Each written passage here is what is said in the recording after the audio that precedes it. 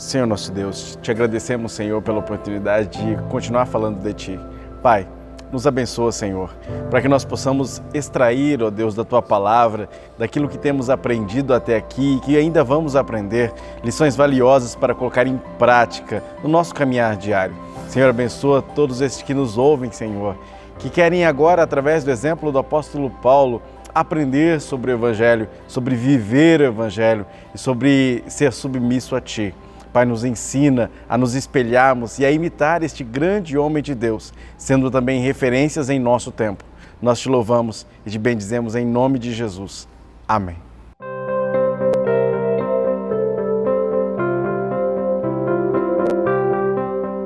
A paz do Senhor, meus irmãos, e aqui damos continuidade, na verdade, a este trimestre, este último trimestre de 2021. Por isso, antes de qualquer coisa, eu quero incentivar você. Vai lá, aperta o inscrever-se neste canal. Se você ainda não é inscrito, ativa o sininho de notificação para que a cada novo vídeo você possa ser avisado em primeira mão, tá ok?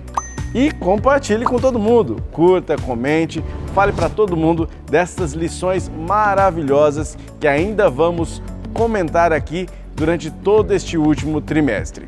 Bom, se você não nos conhece, somos a Igreja Assembleia de Deus, Ministério do Belém, no campo de Presidente Prudente, pastoreada pelo pastor Samuel Padilha. E estamos aqui para falar sobre Saulo de Tarso.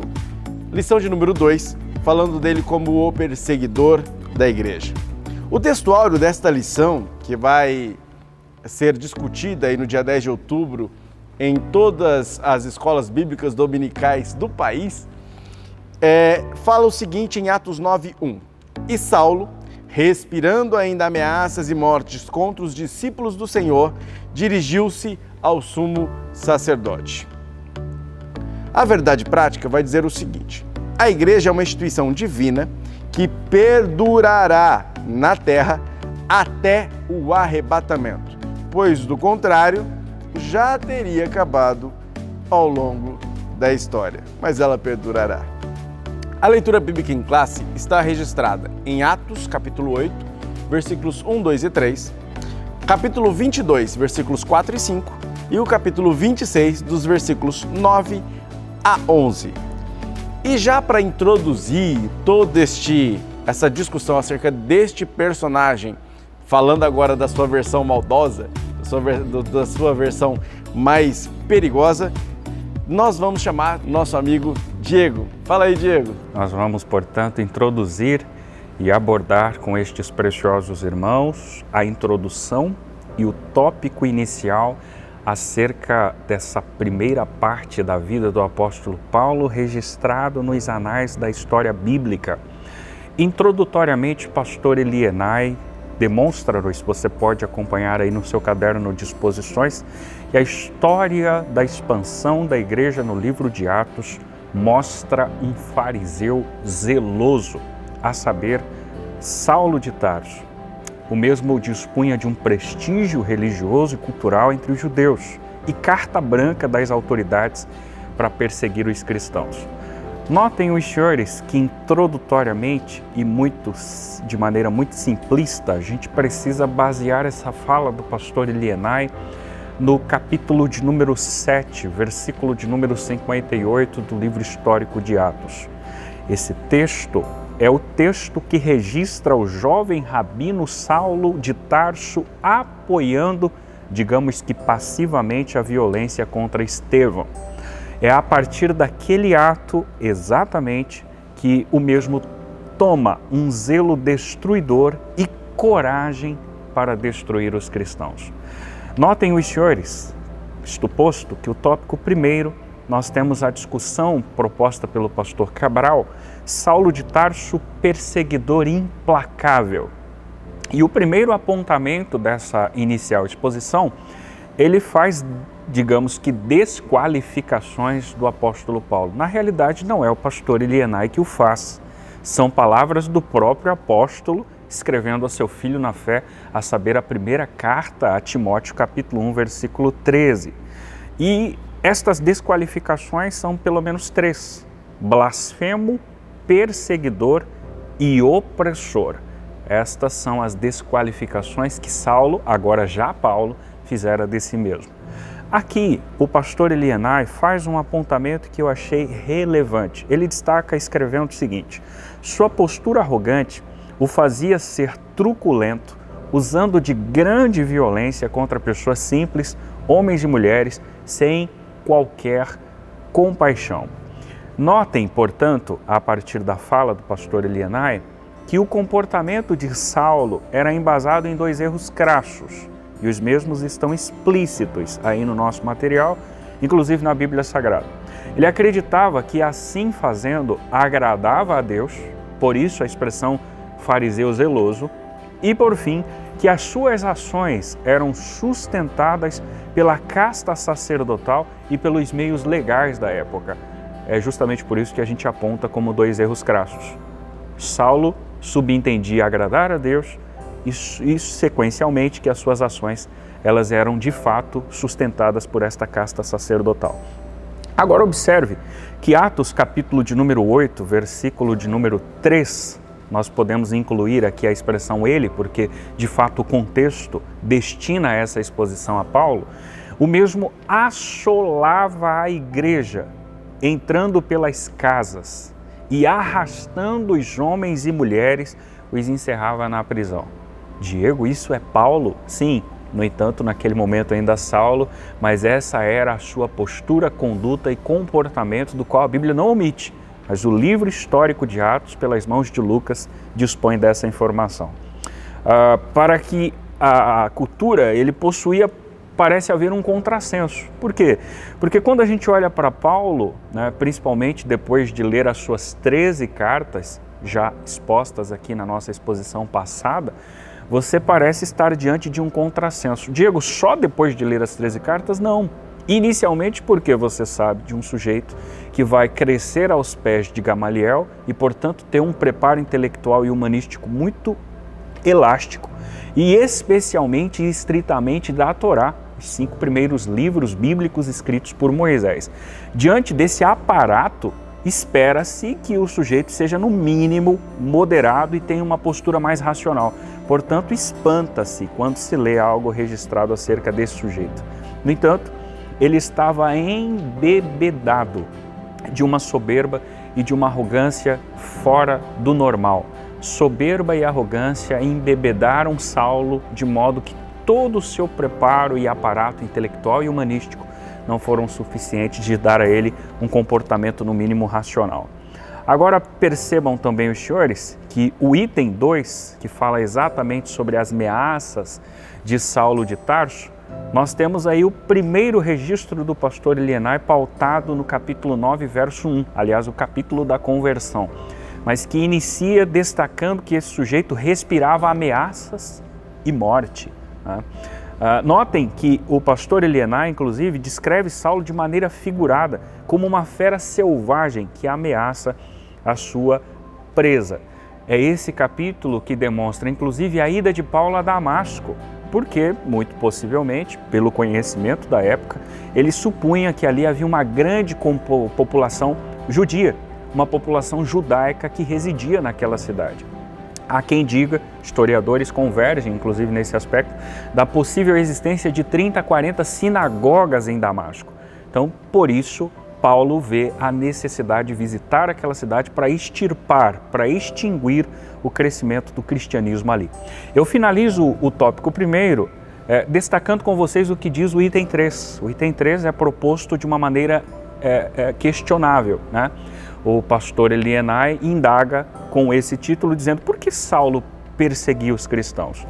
Notem também, fazendo um recorte aqui muito significativo nas falas do pastor Cabral, que ele diz o seguinte: para Saulo, o anúncio de que um crucificado pudesse ser o Messias prometido pelos profetas do Antigo Testamento era um escândalo, de modo que quem fosse suspenso no madeiro, a saber, a cruz, de acordo com a lei, estava sob maldição divina. E de fato, lembrem os senhores de um registro histórico, e isto lhe tornara fariseu, por conta dessa especificidade com relação aos seus estudos, que ele estudara a Torá, e um dos 5 livros escritos por Moisés, inclusos na Torá, é justamente o Deuteronômio, né? O Deuteros e o Nomos, uma repetição da lei, não é uma segunda lei, mas a repetição da lei existente.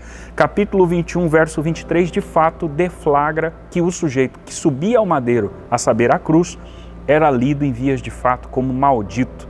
Agora, percebam os senhores também que o então Saulo exercera não simplesmente uma tortura física, mas também uma tortura psicológica. Se você ler aí, inclusive Atos capítulo 26, verso 11, a Bíblia diz assim: e castigando-os muitas vezes por todas as sinagogas, os obriguei a blasfemar, e enfurecido demasiadamente contra eles, até nas cidades estranhas, o persegui. Perceba que Paulo, além de uma perseguição e tortura física, executava também uma perseguição e tortura psicológica. Agora, eu não poderia fechar esse raciocínio, Júnior e caro amigo Jorge, que o pastor Elinai faz uma finalização do item 3 de uma maneira brilhante, pelo menos a meu ver. Haja vista que ele diz, mais tarde, digamos que agora já não Saulo, mas Paulo, ele descobre que Cristo assumiu a maldição da lei e por isso nos livrou dessa maldição.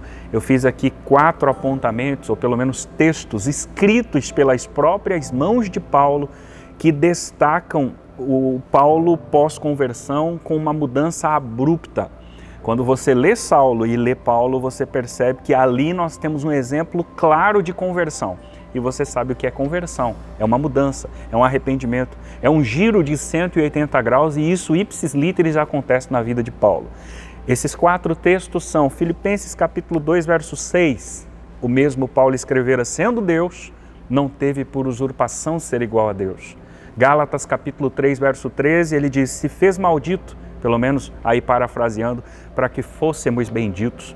Capítulo 8, verso 9 da segunda carta de Paulo aos Coríntios, ele diz, sendo rico, tornou-se pobre por minha, por sua, por nossa causa. E por fim, capítulo 5, verso 21 da sua segunda carta aos Coríntios, aquele que não tinha pecado, se fez pecado por nós.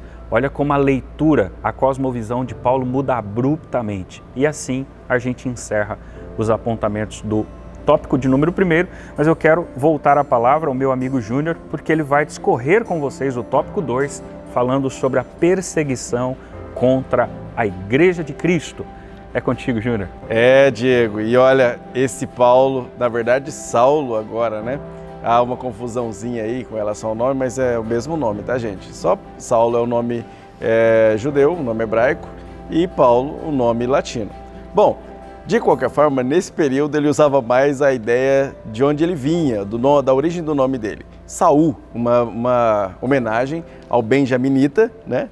mais famoso da tribo de Benjamim, no caso, Saul. Saul se destacava, era todo violento, porque era um grande guerreiro, e Paulo recebeu essa homenagem, sendo Saulo em homenagem ao rei Saul, também um benjaminita, como Paulo também era. Bom, e nessa daí, Paulo respira essa violência de Saul também, perseguindo a igreja. E no segundo tópico se fala exatamente da perseguição contra a Igreja de Cristo. Meus irmãos, Paulo, neste contexto, eu vou usar a nomenclatura Saulo para ficar mais referencial. Saulo, ele persegue a igreja por causa do seu zelo, como o pastor Diego mencionou muito bem aqui. E esse zelo fez ele ir às últimas consequências. Alguns teólogos discutem, alguns comentaristas discutem se Paulo matou gente ou não, se Saulo matou gente ou não.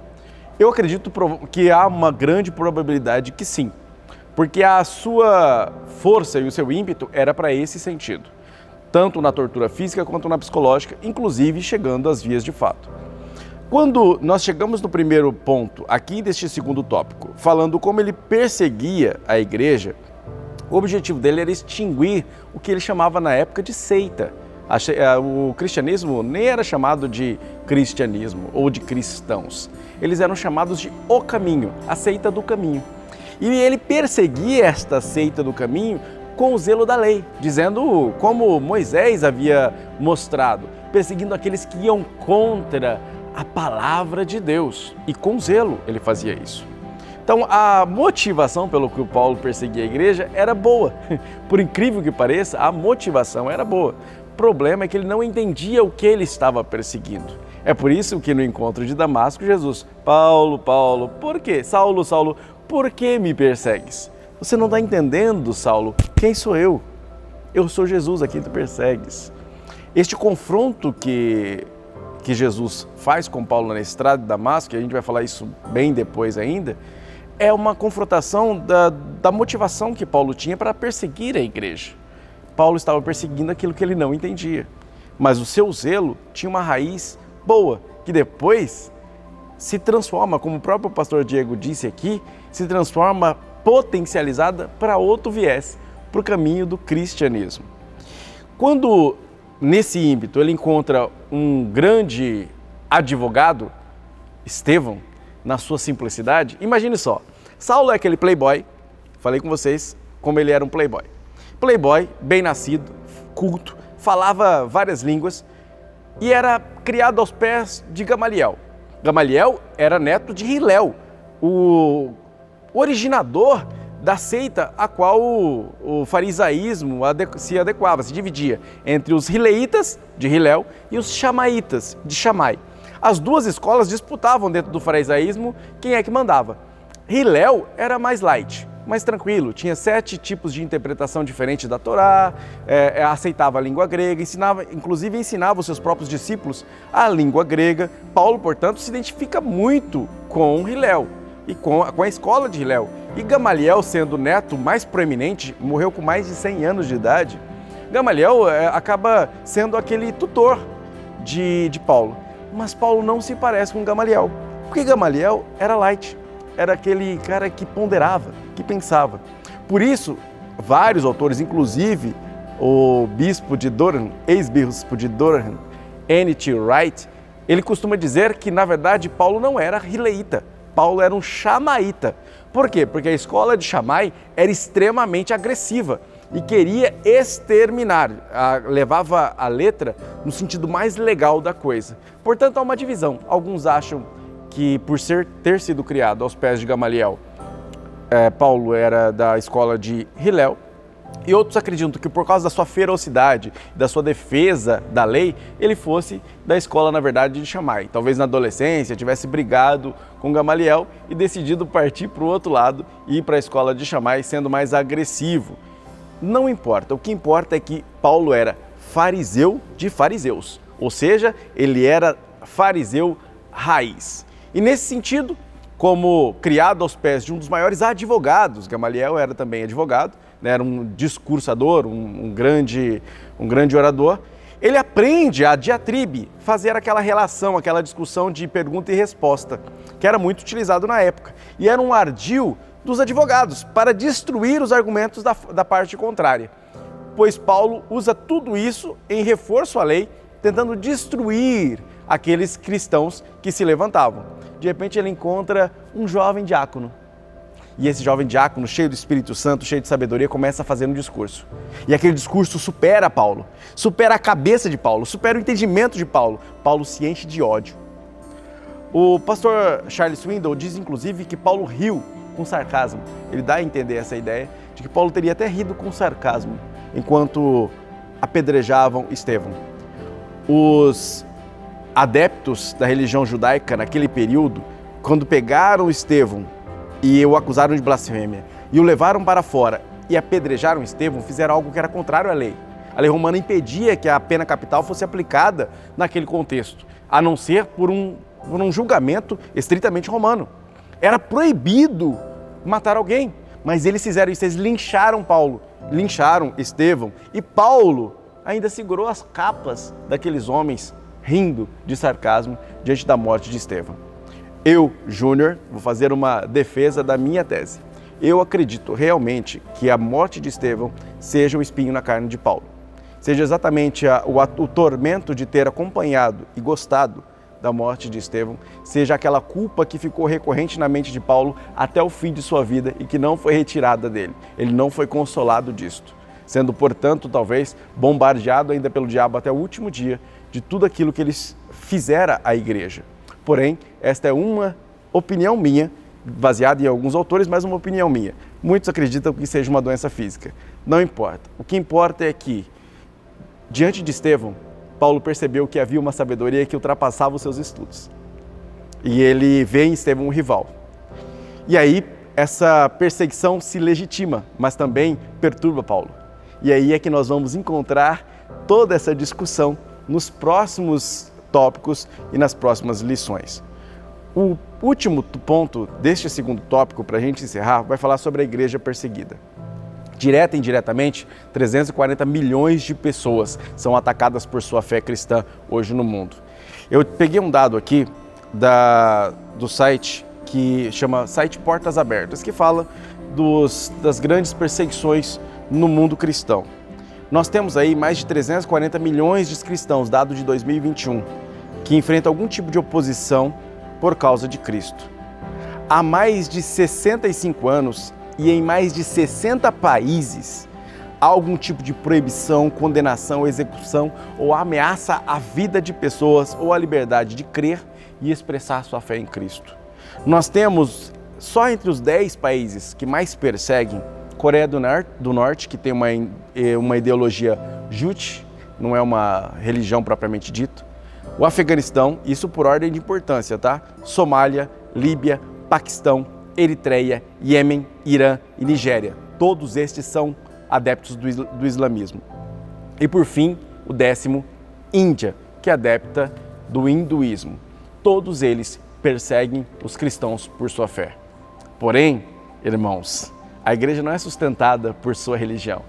A igreja não é sustentada por sua fé. A igreja é sustentada pela fidelidade da mensagem de Cristo. A igreja é sustentada pelo próprio Deus que ela adora. Portanto, o fundamento e a força do avanço da igreja não provém do quanto a inteligência da igreja é, da sua força bélica, da sua capacidade de proclamar a mensagem, não. A igreja é sustentada e permanecerá, como lemos logo no começo, permanecerá até o fim, não por seus próprios méritos, mas porque há um Deus que a sustentará, como o marido sustenta a esposa, até o último dia, quando ele definitivamente diz: o mundo não te cabe mais, venho te buscar e agora você vai ficar comigo para sempre. Essa é a nossa esperança. Portanto, se você está sendo perseguido por sua fé no trabalho, na escola, no emprego, qualquer lugar onde você esteja, louve a Deus, porque a igreja perseguida, ela continua sendo honrada pelo Deus que cuida dela. Mas eu volto a palavra, e dessa vez não vou voltar a palavra, eu vou direcionar a palavra ao meu amigo Jorge, para que ele nos fale sobre quando o sistema se volta contra a igreja. Jorge, é com você. Olá, meus queridos amigos, eu agradecer aqui mais uma vez por essa rica oportunidade de estar aqui compartilhando da Palavra de Deus, estar aqui nessa feita aqui falando do terceiro tópico da segunda lição da Escola Dominical. Mas antes de começar, eu gostaria de fazer aqui um agradecimento especial ao nosso pastor presidente, pastor Samuel Padilha, e eu também gostaria de fazer um agradecimento especial também ao meu pastor local, que é o pastor Carlos Padilha, e a irmã Melina, são os meus pastores, e muito obrigado aí pelos incentivos e pelas palavras de apoio e pelo companheirismo de vocês, amém? Vamos lá, meus amigos.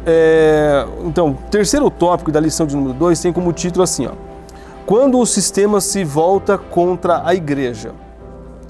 Como era a perseguição contra os primeiros discípulos? Vamos lá. O cristianismo, ele já desde os seus primórdios, ele já começa a sofrer grande perseguição. Para se destacar aí, o apóstolo Paulo, ele foi o maior propagador do cristianismo, mas também ele foi o maior perseguidor do cristianismo. E o apóstolo Paulo, ele perseguia os cristãos de uma forma violenta, onde ele matava os cristãos, açoitava, ele não tinha escrúpulos algum, onde ele matava crianças, homens, mulheres, ou seja, todo aquele que era simpatizante ao cristianismo, o apóstolo Paulo ali perseguia e matava. E o apóstolo Paulo, ele também no versículo de número 22 do livro de Atos, capítulo 5, ele perseguia e também dava testemunho contra os cristãos diante aos julgamentos. E a conversão do apóstolo Paulo, como o apóstolo Paulo foi um homem que foi um grande perseguidor do cristianismo, e após a sua conversão, na cidade de Damasco, quando ele está ali em uma casa, e Ananias ali ele tem uma visão onde ele fala assim, ó, vai na Damasco, na rua direita e você vai encontrar um homem.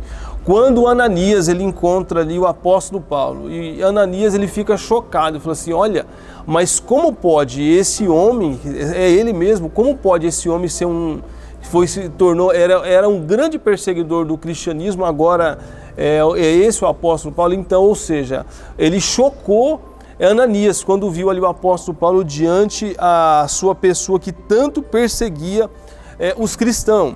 E quando nós pegamos ali a vida dele, que ele fazia as suas barbáries, quando nós pegamos o livro de Gálatas, capítulo de número 1 e versículo 13, que eles faziam as suas barbáries ali, vale a pena até destacar, eu vou até abrir aqui para ler juntamente com vocês, que diz assim,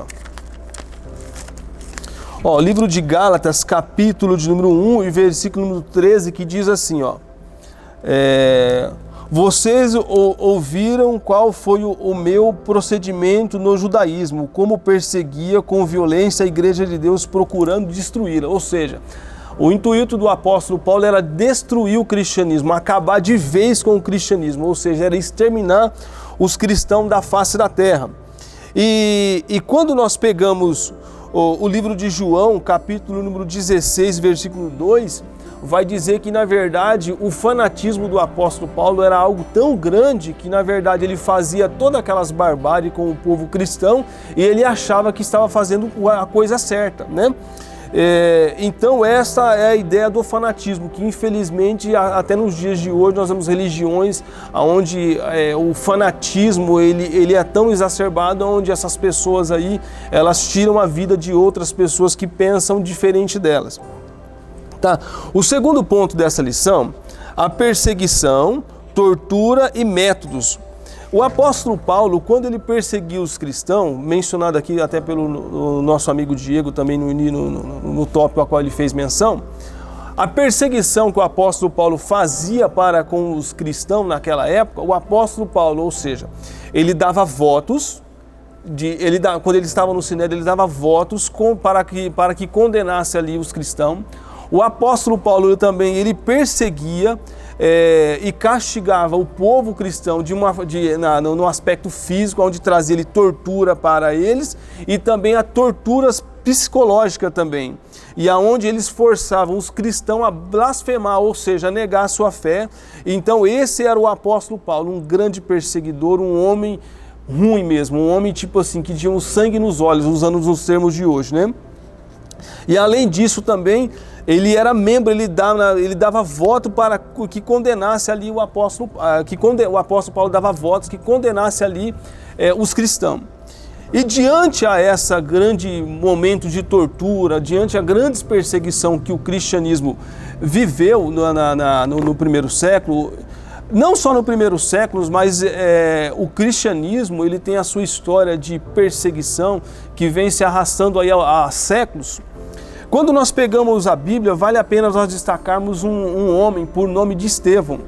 Estevão, no capítulo de número 6 de Atos dos Apóstolos, vai nos falar, a igreja de Jerusalém foi uma igreja que cresceu, uma igreja que começou a crescer muito.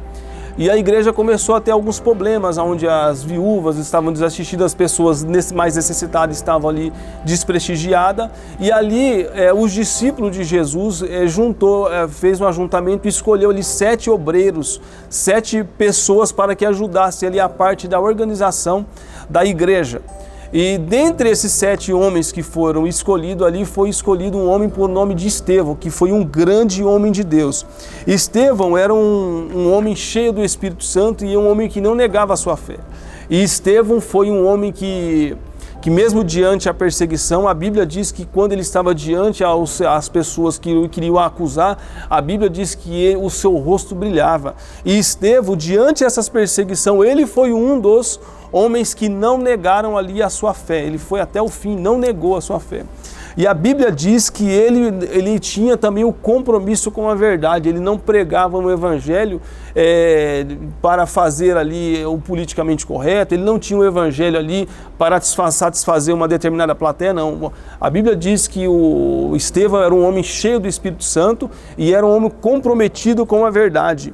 E a Bíblia vai dizer que esse homem, ele não nega a sua fé, e ele chega ali a ser torturado, e ele é apedrejado, ele é arrastado e ele é apedrejado. E quando ele é arrastado, ele é apedrejado, a Bíblia diz que as suas vestes é colocada nos pés de um jovem por nome de Saulo, que na verdade é o mesmo que é ali o apóstolo Paulo.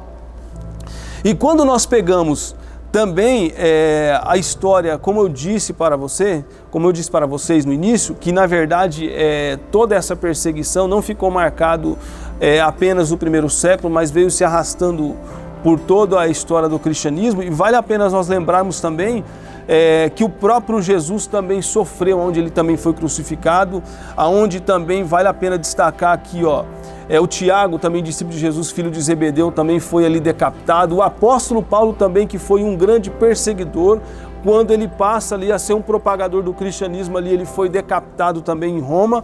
E aonde também temos a história de André, também temos a história de Pedro, também, que foi um homem também que tiveram ali a sua vida ceifada de uma forma bárbara, aonde foram ali decapitados, outros foram também crucificados, onde ali André e Tiago também foi ali crucificado, aonde Pedro, como consta ali a tradição que diz que na verdade ele não considerava ali ser digno de morrer como Cristo crucificado, e pediu ali para ser crucificado de cabeça para baixo. E aonde também pegamos ali Matias também, que foi ali queimado em uma fogueira, e por aí vai, tantos homens de Deus ali que foram perseguidos, e que hoje nós estamos aqui porque homens e mulheres de Deus também dedicaram as suas vidas. Então que possamos hoje ser gratos a Deus, porque esses homens trabalharam incansavelmente para que hoje eu e você pudesse estar aqui tendo a liberdade de estarmos aqui numa rede social falando das grandezas de Deus, estudando textos bíblicos. Então hoje temos aqui essa liberdade. Então isso nós louvamos a Deus por esse privilégio, mas que vale a pena destacar aqui que também, como o nosso amigo Júnior também fez menção a países também onde eles são ali países que têm uma perseguição. Vale lembrar aqui no atual momento também, hoje o Afeganistão, hoje dominado pelo Talibã, onde tem uma perseguição religiosa muito severa. Então que possamos aqui ser grato a Deus por esses grandes homens de Deus que tanto fez em prol do reino de Deus. Amém? Desejo que Deus esteja abençoando a vida de cada um de vocês de uma maneira muito especial. Amém? Fiquem todos com Deus. Meus irmãos, finalizamos esta lição aprendendo como a igreja ela é uma instituição protegida e cuidada por Deus. Apesar de ser uma instituição humana, ela também é uma instituição divina, edificada, cuidada e preservada pelo próprio Cristo. Não adianta tentar se levantar contra a igreja, ela vai permanecer.